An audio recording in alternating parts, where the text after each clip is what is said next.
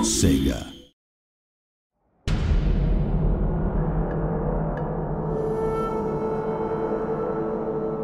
Ladies and gentlemen, boys and girls, welcome to another Total War Shogun 2 battle report. I'm joined today by Mr. Gamanan Sananasan, and say hello, Ingemar, to all the people at home. Hello, every people at home. And today I'll be fighting a battle against Shogun 2's AI, and I'm playing a defensive siege scenario. You can see here that I'm defending a rather large, sprawling castle. This castle is built on a mountaintop. It has a sheer drop at the back. Of course, however, there is a single small route around the back of the castle using this bridge right here and this waterfall, which we're bouncing over very deftly. The castles in Shogun 2 can of course be upgraded, giving you more and more different areas to defend, and indeed different defensive structures, and I've got a very high level one to defend today. Now the AI will be approaching me from any number of angles, about 180 degrees in front of the castle. So Ingemar, at this stage of the battle, what's the AI going to be looking to do? Well, there are a number of options there. Mostly it's going to try and surprise you and kind of take advantage of your weak flanks, or concentrate all its forces Weak in a flanks? I have no weak flanks, Mr. Ingemar. Well, there's one on your left right there. But it might not go for that. It might come for like full force, head on. It's different. Just enjoy it. Right, well what I'm doing at the moment is I'm pulling all my melee infantry into a single, what I'd like to call a powerful block unit formation, or which others may call a blob, and I'm going to go ahead and defend the outfield, as it were, or the very outer perimeter of my castle with archers, and keep all the melee units together so that wherever the AI comes, I will hopefully be able to defend. Let's hope so. Let's hope so. Well, first off, don't you doubt my abilities. I'm a very adept at this kind of warfare. Right, so I'm just manoeuvring my troops now. Obviously, I can't see the AI, and the AI can't see how I'm deploying either. So we should hopefully be able to surprise one another. And again, I'm just bringing all my melee troops into a single area, and I'm going to back those up with my general, of course, who will give a morale bonus and various other ability bonuses to all of those troops within his sphere. So you think putting your troops in the front is a good idea then? Yeah, basically what I'm looking to do here is I'm trying to have a situation whereby wherever they come at me in the perimeter, I've got like a kind of a big core of shock troops to maybe deal with them. So we'll see how well my my tactic works. Okay. So immediately I can see the AI is deployed in two different places. Now, are we going to see a lot of different kind of deployment choices from the AI this time around? Yeah, it will try to do something different every time, and it will try and, you know, keep it fresh. Okay, well, in honour of the crisp, fresh snow, we can see that we have a large contingent of, looks like melee infantry with a couple of units of bows coming up on the right-hand side as I see it. And then on the left-hand side, we have a smaller number of units, again, long range by the look of it, and also some Teppo units here, if I'm correct. Maybe it's worth to mention that we don't know what's going to happen now. Yeah, we have no idea. So what goes on next is a giant cluster of joy. Okay, so here we go. Right, now pretty soon they should be coming in range of my arrows. So I'm going to bring the archers a little further forward, and I can see where they're going to probably concentrate their attack now. The archers are set to fire at will. You don't want to take up the kind of positions underneath the walls at all? No. And why do you say that with such a note of, are you sure you want to do this, Kieran? As if, like, I'm going to bugger it up. Right, okay, so, right, there the guys are here, and we are just waiting on them now to start firing on the enemy as soon as they come into range. And hopefully this will just scare them off a little bit. What I want to do is hold them off at range. It looks like they're thinking a little bit. I'm going to give a bit of thought to what's happening next. Yeah.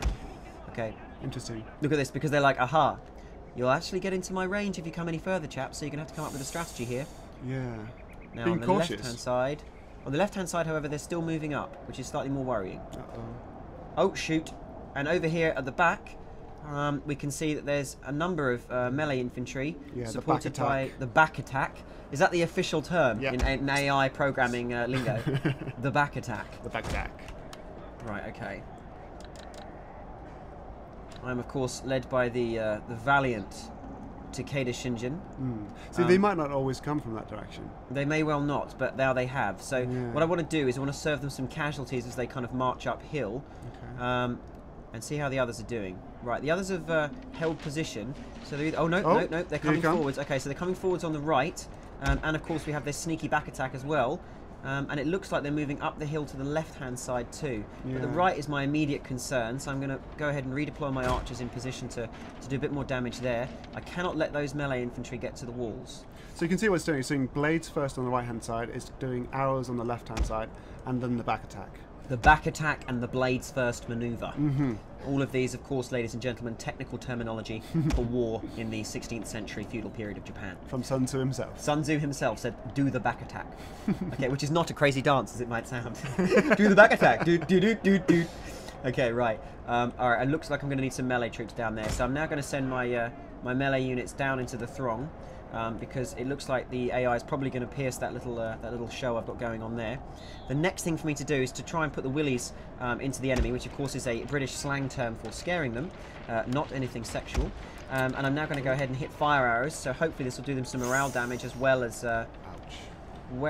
slowing them down a little bit. Okay, so my melee troops are almost there, and which means it's now time for me to pull the archers back here and get them to leg it, and then commit the melee troops into the combat that the AI katana troops have just breached. Here we go, lads. Oh, and they've got another sneaky unit coming around here on the right as well.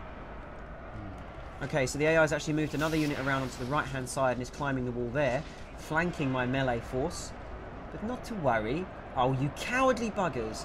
Okay, so you can see now that both of my archery units, I didn't pull them back fast enough, and now they're getting pounded. Right, so how does the AI kind of switch from an initial to a secondary stage strategy? What's it going to be looking to do, like in its kind of phase 2 attack now it's breached the walls? Well, obviously the blades come first over the walls because they're the best troops to engage with first in terms of morale and kind of melee combat. Secondly, you can see in the middle over there, they're supporting both attacks on the left and the right with its archers, and then it's coming on from the back attack and it's already gained control of that area. The back attack has gone horribly wrong for me here because the AI has managed to get that area very well. Yeah. So I'm now going to have to pull my my archers here up to the top level of the palisade to try and defend that and abandon that front position that we're getting fired. Fire arrows. Fire arrows. Don't you worry about fire arrows. We've got fire. Don't worry about nothing. More importantly, however, I want to book these stupid idiots right here in the centre. Right, so I'm going to pick the enemy unit that's got the weakest morale, this one here with the red bar. I'm going to hopefully rout them by chucking them in. I'm going to also grab my general, if I can find him. Unfortunately, I believe he's been killed. Ah, my general's routing. Bugger. And now with my general rout, you'll see that the vast majority of my infantry also rout, having seen my general be killed by a stray arrow from the outfield. The powerful magical balloons that they wear on their back were no protection against very highly moving projectiles fired from string bows elsewhere. Apparently those balloons are historically accurate. The balloons are indeed accurate. Although you do think they kind of just say, hey, I'm a target, go for me. Right, so when your units rout in battle in a siege defensive scenario, they'll rout towards the keep, that's right, isn't it? Yeah. And they'll try, if they can reassemble, they'll reassemble at the keep. Yeah. Oh, this is looking bad for me. We can see now that even my my initial rush to get my archers to defend that wall that the AI has taken via the sneak back attack hasn't gone very well. And my archers are now getting very nastily cut to pieces in hand-to-hand combat. Of course, archers and hand-to-hand combat don't necessarily go together very well. They are archers, but they are also samurais. Oh, and the enemy is capturing this point.